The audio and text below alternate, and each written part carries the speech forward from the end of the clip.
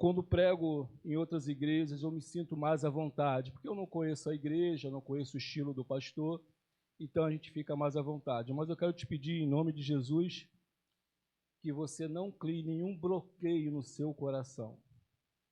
Que a palavra que nós vamos pregar nessa manhã não é uma palavra de ideologia do pastor Marcos, é uma palavra de Deus. E a palavra de Deus ela precisa encontrar morada no nosso coração. E é uma mensagem muito contextualizada para o tempo que a gente vive. A gente vive um tempo de muitas informações, muitas informações. Eu costumo dizer ali na classe, da nossa classe ali, da EBD3, que nós precisamos ver um sinal de alerta. Nós estamos vivendo um tempo de sinal de alerta. O que é o sinal de alerta? Existe o vermelho, pare, o amarelo, atenção, vai fechar, e o verde, prossiga. Nós estamos vivendo um tempo do amarelo. Temos que ter cuidado. Nós estamos vivendo um tempo onde muitas coisas estão sendo ditas em nome do Evangelho, mas que não tem nada a ver com o Evangelho.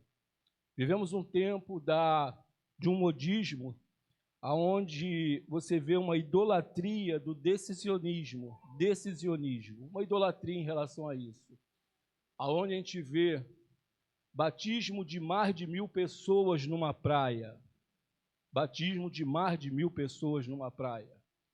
Você vê movimentos onde esse tipo de estatística tem levado pessoas a buscarem isso, a grande multidão.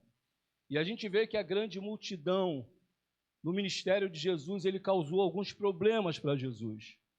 A mesma multidão que gritava, Hosana, Hosana, Hosana, bendito é o rei que vem em nome do nosso Senhor, foi a mesma que condenou, diz, crucifica-o, crucifica-o, crucifica-o.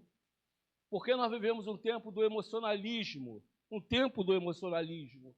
As pessoas estão buscando experiências emocionais, e experiências emocionais, ela não traz sustentabilidade à fé cristã. A fé cristã ela precisa ser nutrida, ela precisa ser dia após dia nutrida, ela precisa ter justamente o olhar para o alto, da onde vem o meu socorro? O socorro vem do Senhor que fez os céus e a terra. Mas, infelizmente, muitos crentes têm buscado socorro em pessoas, em coaches, vivemos o tempo dos coaches. Quantos coaches? Muitos coaches. Muitos crentes, às vezes até mesmo da nossa comunidade de fé, têm fechado seus ouvidos para o ensinamento dominicalmente do pastor da igreja, para ouvir outros pastores, outros mentores da fé. Tem um livro que eu gosto muito, e eu não costumo citar livros nas minhas mensagens, mas eu vou citar esse. É do Paul Washer.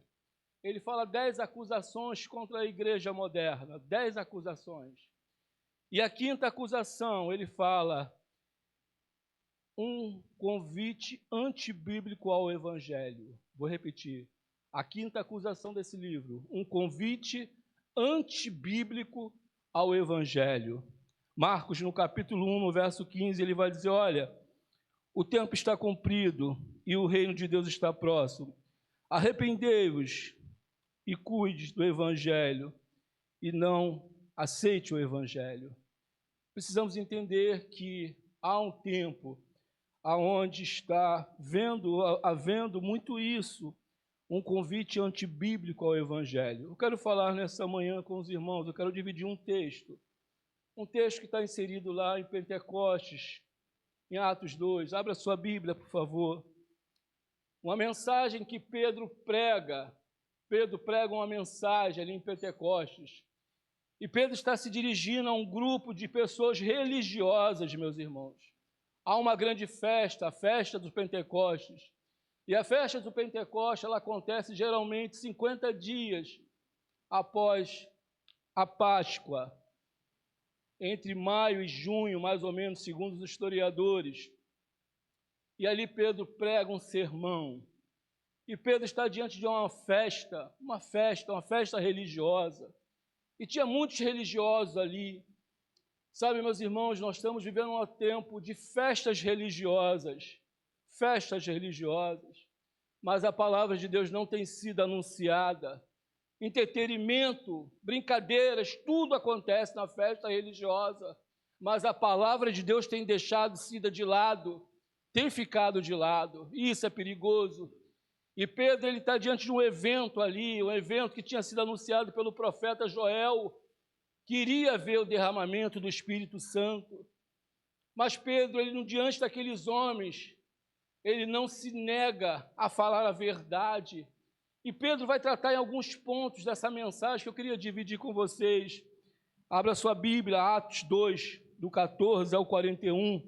A minha versão é Almeida Revista e Corrigida. E eu vou estar lendo e a gente vai estar trabalhando um pouquinho sobre essas verdades. Uma mensagem cristocêntrica, uma mensagem que aponta para Cristo, mas que não nega que aquele povo precisava se arrepender dos seus pecados. Precisava se arrepender dos seus pecados. Diz assim na minha versão, Atos 2, do 14 ao 41. Pedro, porém, pondo-se em pé com os 11, levantou a sua voz e disse-lhes: varões judeus e todos que habitais em Jerusalém, seja vos isto notório, e escutai as minhas palavras. Esses homens não estão embriagados, como vós pensais, sendo a 3ª hora do dia, ou seja, 9 horas da manhã. Mas isto é o que foi dito pelo profeta Joel.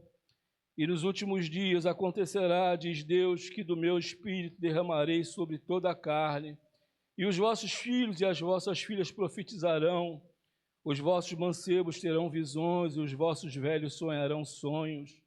E também o meu espírito derramarei sobre os meus servos e minhas servas naqueles dias, e profetizarão, e farei aparecer prodígios em cima no céu, e sinais embaixo na terra, sangue, fogo e vapor de fumo. O sol se converterá em trevas e a lua em sangue antes de chegar o grande e glorioso dia do Senhor. E acontecerá que todo aquele que invocar o nome do Senhor será salvo. Varões israelitas, escutai essas palavras: a Jesus Nazareno, varão aprovado por Deus, entre vós com maravilhas, prodígios e sinais, que Deus por ele fez no meio de vós, como vós mesmos bem sabeis. A este que vos foi entregue pelo determinado conselho e presciência de Deus, tomando vós o crucificaste e mataste pelas mãos de injustos, a qual Deus ressuscitou, solta as ânsias da morte, pois não era possível que fosse retido por ela. Porque dele disse Davi: sempre via diante de mim o Senhor, porque está à minha direita, para que eu não seja comovido. Por isso se alegrou o meu coração e a minha língua exultou, e ainda a minha carne há de repousar em esperança. Pois não deixarás a minha alma no Hades, nem permitirás que o teu santo veja a corrupção. Fizeste-me conhecidos os caminhos da vida, com a tua face me encherás de júbilo. Varões e irmãos, seja-me lícito dizer-vos livremente acerca do patriarca Davi, que ele morreu e foi sepultado, entre nós está até hoje na sepultura. Sendo, pois, ele profeta, e sabendo que Deus lhe havia prometido com juramento que o fruto de seus lombos, segundo a carne, levantaria o Cristo para o assentar sobre o seu trono. Nesta previsão, disse da ressurreição de Cristo, que a sua alma não foi deixada no Hades, nem a sua carne viu a corrupção. Deus ressuscitou a este Jesus, do que todos nós somos testemunhas, de sorte que, exaltado pela destra de Deus, e tendo recebido do Pai a promessa do Espírito Santo, derramou isto que vós agora vedes e ouvis. Porque Davi não subiu aos céus, mas ele próprio disse o Senhor ao meu Senhor: assenta-te à minha direita, até que ponha os teus inimigos por escabelo dos teus pés. Saiba, pois, com certeza, toda a casa de Israel, que a este Jesus, a quem vós crucificastes, Deus o fez o Senhor e Cristo. E ouvindo eles isto, compungiram-se em seu coração e perguntaram a Pedro e aos demais apóstolos: que faremos, varões e irmãos? E disse-lhe Pedro: arrependei-vos, e cada um de vós seja batizado em nome de Jesus Cristo para perdão dos pecados, e recebereis o dom do Espírito Santo, porque a promessa vos diz a respeito a vós e a vossos filhos, e a todos que estão longe, a tantos quantos Deus, nosso Senhor, chamar. E com muitas outras palavras, isto testificava e os exortava, dizendo: salvai-os dessa geração perversa, de sorte que foram batizados, que de bom grado receberam a sua palavra, e naquele dia agregaram-se quase 3.000 almas. Deus abençoe, meus irmãos, a sua palavra.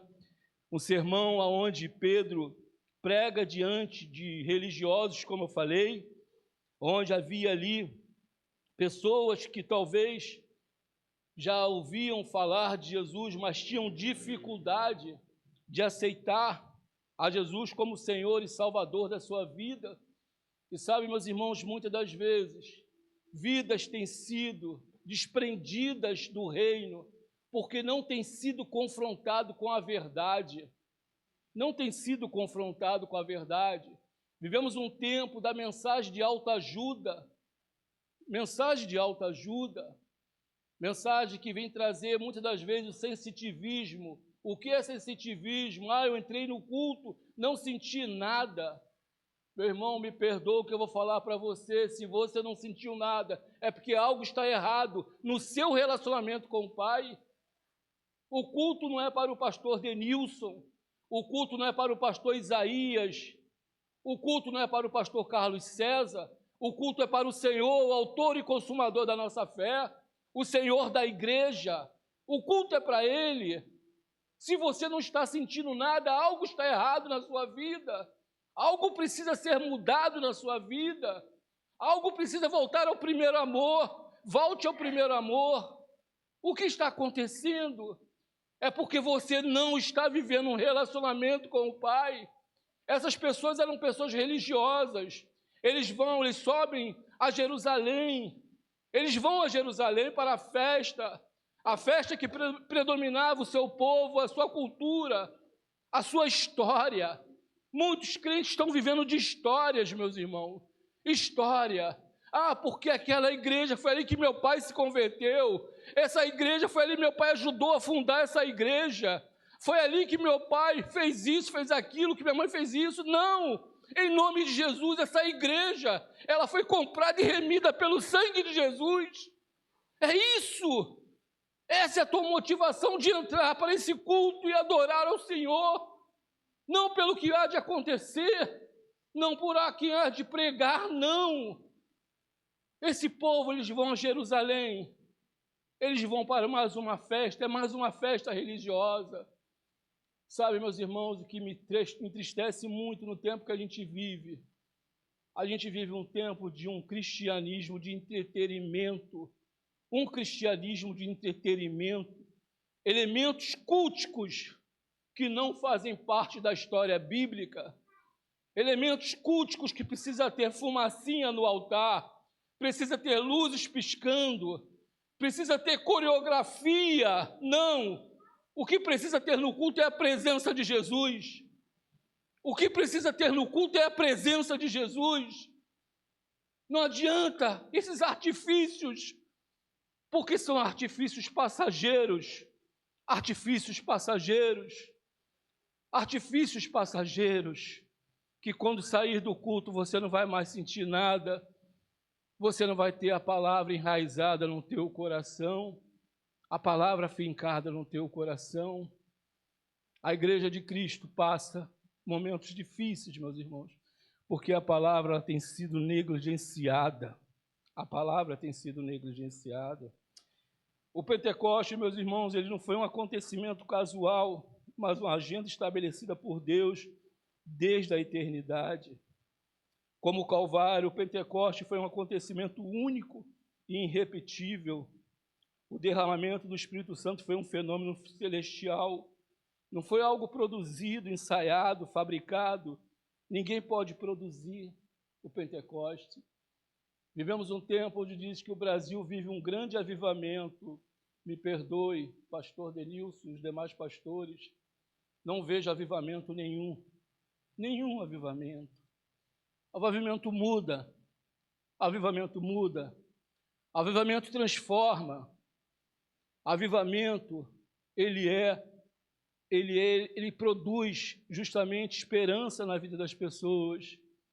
Nós estamos vivendo um tempo de desesperança, meus irmãos, desesperança.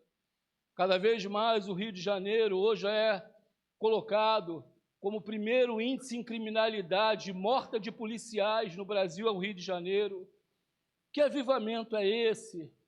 Cadê as igrejas que têm falado em tantos números, tantas conversões, que mudanças nós estamos vendo? O nosso Brasil enterrado numa corrupção que não tem tamanha,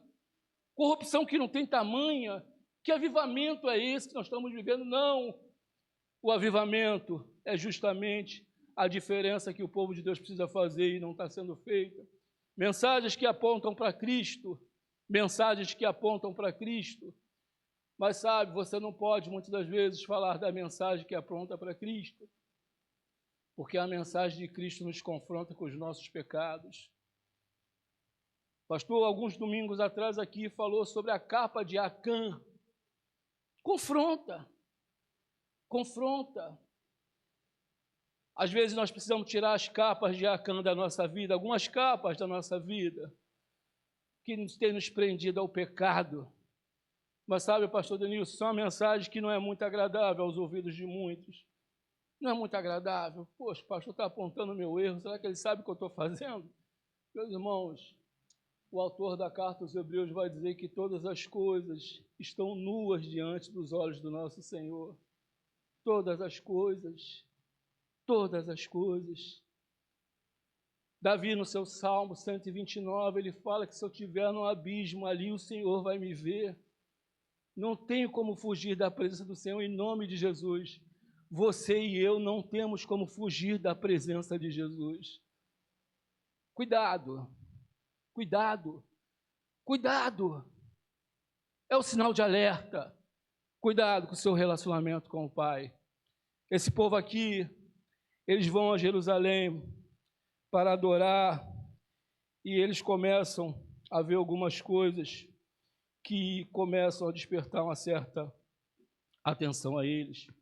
Pedro se dirigiu a um grupo extremamente religioso, pois todo aquele povo tinha ido a Jerusalém para uma festa religiosa. Apesar da religiosidade, eles precisavam arrepender-se do ser para serem salvos. Pedro não pregou, meus irmãos, para agradar nem para entreter. Ele foi direto do ponto e, como diz alguns, ele coloca o dedo na ferida. A pregação ela precisa ser direta, confrontadora, ela precisa gerar agonia do arrependimento. A pregação de Pedro produziu na multidão profunda convicção do pecado. Pedro se levantou para pregar uma mensagem eminentemente bíblica. Eu quero apontar com vocês alguns pontos dessa mensagem. O primeiro ponto está no verso 14 ao verso 21.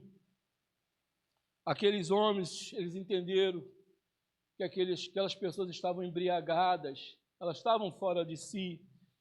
E Pedro vai dizer, Pedro fez esclarecer que aquele fenômeno extraordinário não resulta de embriaguez, mas do cumprimento da profecia de Joel, que está lá no capítulo 2, 28 a 32. O profeta, ele fala profetizando que o Espírito seria derramado sobre toda a carne, mas também o profeta aponta para a parousia, que é um evento salvador. Lá no capítulo 2, do verso 21, vai dizer, e acontecerá que todo aquele que invocar o nome do Senhor será salvo. Pedro se coloca de pé, aqueles homens se levantam e falam, olha, aqueles religiosos, essas pessoas estão embriagadas, essas pessoas estão fora de si. Mas sabe, meus irmãos, o pastor, ele tem essa função, o pregador tem essa função, olha, esse povo não está embriagado, esse povo está vivendo o que foi dito por Deus lá atrás, através do profeta Joel. E esse povo está vivendo um momento novo na vida deles, Esse povo está experimentando o poder de Deus sobre a vida deles. Sabe, meus irmãos, experimentar o poder de Deus sobre a nossa vida é abrir as comportas dos nossos corações e se render ao Senhor. Saudoso o pastor Davi Baeta, toda vez que ele ia pregar, ele falava o seguinte, olha, desarme-se. Toda vez, antes de pregar, ele falava assim, meus irmãos, Desarme-se. Desarme-se. Deixa as suas armas do lado de fora. Deixa o seu preconceito do lado de fora. Deixa a sua rejeição pelo seu irmão do lado de fora. Deixa a sua rejeição. Sabe, meus irmãos, muitas das vezes nós criamos bloqueios no nosso coração. Nós criamos bloqueios do Espírito Santo agir na minha vida e na sua vida. Porque nós entramos com bloqueios para dentro do templo, dentro do santuário, para cultuar e para adorar o Senhor. Mas Pedro fala para aqueles homens: vocês estão enganados. Essas pessoas não estão embriagadas, elas não estão embriagadas. É que isso que está acontecendo aqui foi dita pelo Senhor através do profeta que havia profetizado e que ele apontaria justamente para a volta de Cristo, porque todo aquele que invocar o nome do Senhor vai ser salvo. Segundo ponto dessa mensagem de Pedro a esse grupo de religiosos, está no verso 22, uma pregação cristocêntrica, meu irmão, na sua essência. Pedro aponta para Cristo. Pedro não aponta para nenhuma outra figura, não.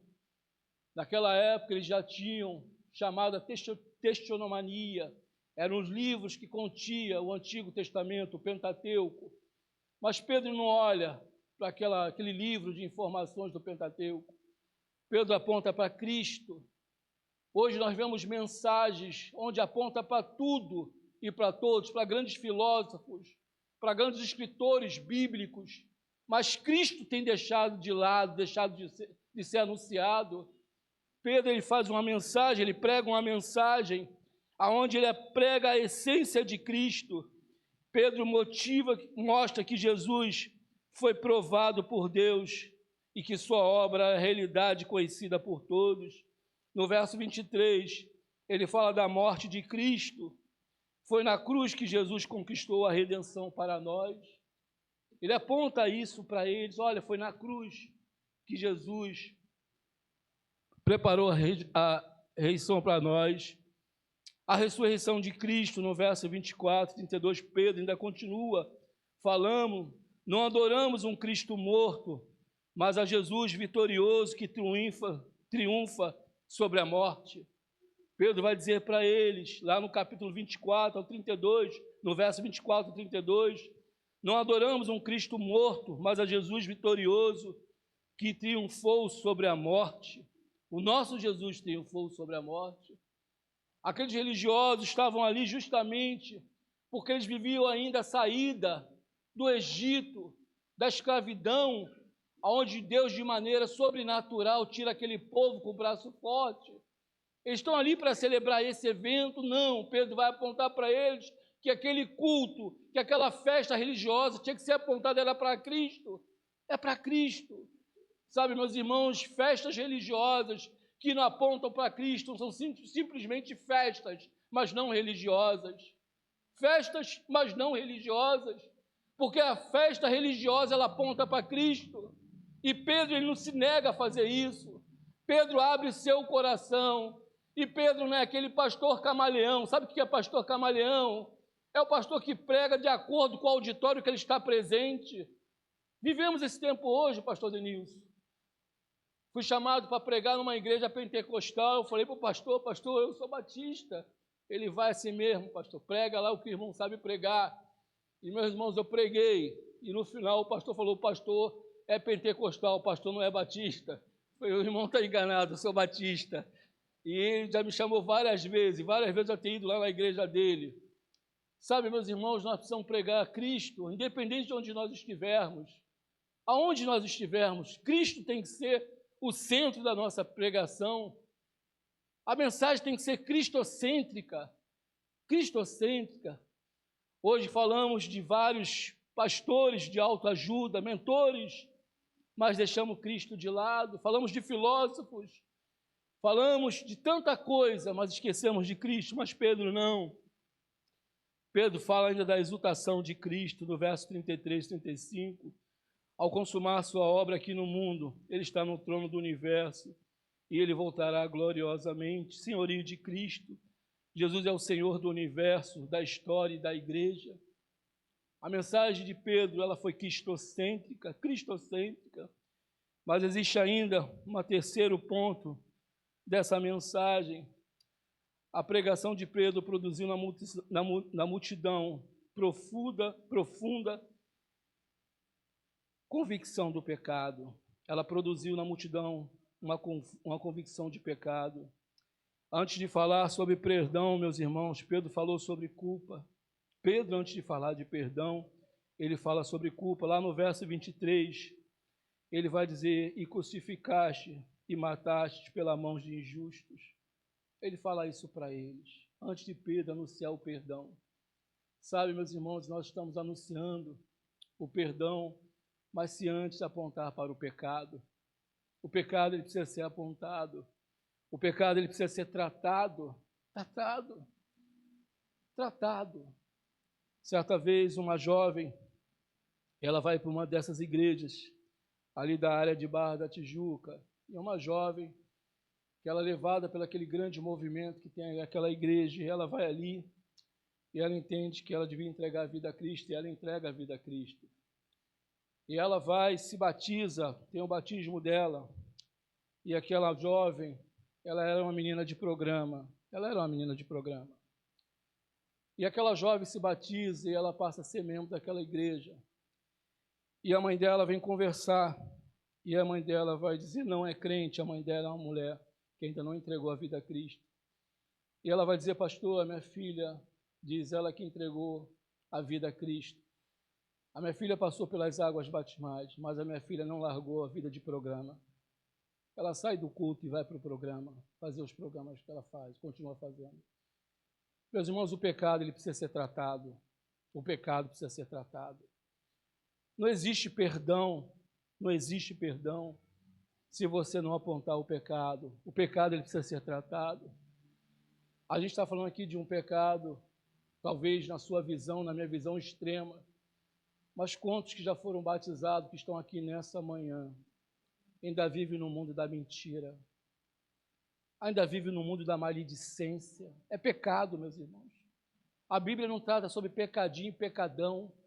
A Bíblia trata sobre pecado, maledicência. Como tem pessoas, às vezes, maledicentes, pessoas fofoqueiras. Em nome de Jesus, procura entender que o perdão de Deus, ele abrange a todas as áreas da nossa vida. Todas as áreas da nossa vida. Todas as áreas. Sabe, quando o pastor pregou sobre capa, eu quero abrir para vocês, naquela semana eu estava muito mal, pastor, estava muito mal,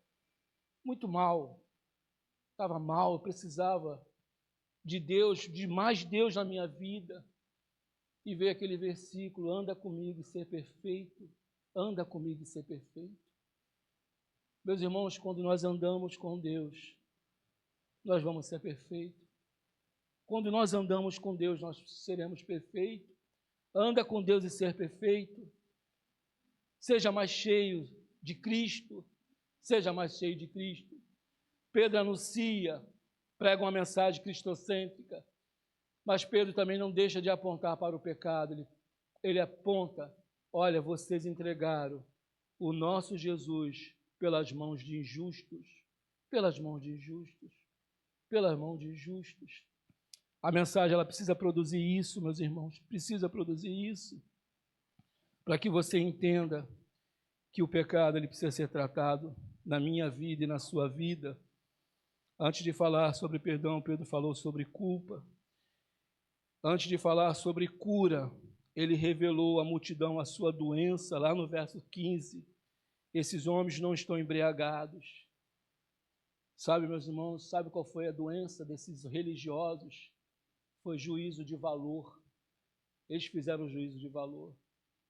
Como nós temos pecado, às vezes, como igreja, fazemos juízos de valores daquela pessoa, talvez de uma atitude, de um comportamento, mas Pedro vai dizer para eles, olha, cuidado, tem a cura é Jesus Cristo, mas a doença de vocês precisa ser tratada, e a doença de vocês é juízo de valores. Vocês estão doentes, vocês estão fazendo juízo de valores por aquilo que vocês veem, E muitas das vezes você não consegue ver com os olhos da carne. Olhos da carne. E Pedro fala para eles, vocês precisam olhar pelos olhos espirituais. Essas pessoas não estão embriagadas. Elas foram cheias do Espírito Santo. Elas receberam o Espírito Santo. Elas receberam o Espírito Santo. Domingo à noite foi pregado aqui no culto da família sobre Ana. E Ana vive um episódio desse. Ana chega diante de Deus, ela abre seu coração e ela clama a Deus, ela roga a Deus, ela suplica a Deus. E o profeta Eli fala que Ana estava embriagada, embriagada. Sabe, meus irmãos, a igreja precisa chorar mais aos pés de Cristo. A igreja precisa chorar mais aos pés de Cristo.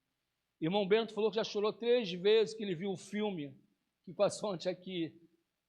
Irmão Bento, vou confessar, eu também chorei ontem. Mas nós precisamos chorar diante de Cristo, meus irmãos. Chorar pelos nossos pecados, pelos nossos erros, se derramar diante de Deus. Às vezes a gente cria uma barreira, um gelo na nossa vida, no nosso relacionamento com Deus. Sabe, eu diante de Deus, sozinho, lá no meu quarto, onde eu entro, na minha saleta, onde eu tenho lá em casa de oração, muitas das vezes, meus irmãos, eu derramo minhas lágrimas diante de Deus. E eu falo como salmista, até quando, Senhor Deus? Até quando? Até quando? Não sei se o pastor já viveu esses momentos. Até quando, né, pastor? Até quando? Até quando? E o Senhor, Ele não fala nada, Ele fica calado no seu silêncio. Mas Ele vai trabalhando, Ele vai movendo o coração, Ele vai nutrindo o teu coração, Ele vai te fortalecendo, Ele vai te renovando, Ele vai dando um renovo. Aí você se sente revigorado pelo Senhor. Alguns dizem que escutam a voz de Deus particularmente. Eu nunca tive essa experiência sobrenatural de uma pessoa falar ao meu ouvido. Nunca tive essa experiência. Mas eu vejo da maneira como Ele me trata, como Ele conduz a minha vida. Isso é uma maneira também sobrenatural que só vem do nosso Senhor. Pessoas estão buscando experiências sobrenaturais, meus irmãos. E a experiência sobrenatural é você ter uma vida pautada na palavra do Senhor. É uma vida correspondida dentro daquilo que o Senhor tem para você. Antes de falar sobre salvação, meus irmãos, Pedro mostrou que eles estavam perdidos em seus pecados. Versos 36, esse Jesus a quem vós crucificastes. Não há salvação sem arrependimento, meus irmãos, não há salvação sem arrependimento. O teólogo Bonhoeffer, alemão, ele vai dizer que nós vivemos uma era da graça barata. O que é a graça barata? É uma fé sem arrependimento. Não há salvação sem arrependimento. Não há fé sem arrependimento. Não há fé sem arrependimento. Para ser salvo, precisa experimentar o arrependimento. Arrependei-vos, essa foi a ênfase de João Batista, de Jesus e dos apóstolos. O pecado não é tanto uma questão do que fazemos, meus irmãos, mas é uma questão de quem somos. O pecado não é uma questão do que fazemos, mas é uma questão de quem somos. Nós somos pecadores. Nós somos pecadores. João, na sua primeira carta, ele vai dizer: se tu confessares os vossos pecados, Deus é fiel e justo para perdoar e limpar o teu coração de toda injustiça. Mas a nossa natureza é pecaminosa, Então o pecado não é uma questão tanto do que fazemos, mas do que somos. O homem não é pecador porque peca, ele peca porque é pecador, porque a nossa natureza ela é pecaminosa. E a gente precisa ter essa consciência que a nossa natureza é pecaminosa. Falávamos hoje na classe ali, o salmista ele vai dizer: escondi a tua palavra no meu coração para não pecar contra ti. E meus irmãos, eu falei ali na classe hoje que esconder a palavra de Deus é estar preparado para as nossas realidades como pecadores. É dizer que quando você for confrontado com o adultério, tanto homem quanto mulher, a Bíblia vai dizer: não adulterarás. Não adulterarás. É a palavra escondida no teu coração. É Jesus no deserto. Se tu és o Filho de Deus, transforma essas pedras em pão. E o que Jesus responde para aquele Satanás, aquele diabo que estava ali diante dele, meus irmãos, baseado na palavra, o que Jesus responde para ele? Nem só de pão viverá o homem, mas de toda a palavra que sai do Senhor. É isso, meus irmãos. Esconder a palavra de Deus é isso. É você estar preparado para um momento de ser confrontado com o pecado, você saber como vai proceder. Esconder a palavra de Deus não é decorar versículo. Quantas pessoas decoram versículo, mas não procede de acordo com a palavra? Não adianta. Esconder a palavra de Deus, você está preparado para aquele momento de adversidade, onde o pecado te confronta. É você saber o que fazer como um servo de Deus. É isso. É isso. Sabe, eu quero concluir esse sermão, essa mensagem nessa manhã com a igreja, baseado lá em Hebreus, no capítulo 4, no verso 12 e 13. Vou pedir que alguém leia para mim esses dois versículos em voz alta. Hebreus 4, verso 12 e verso 13, por favor.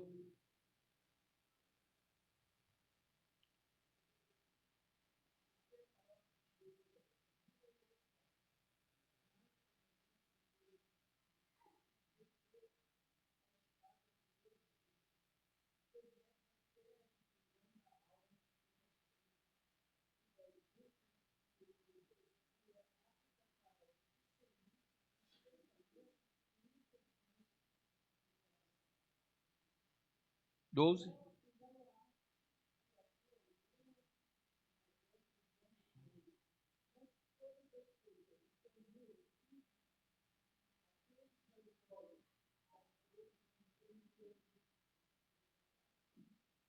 E é com quem, meus irmãos, igreja, que nós temos que tratar?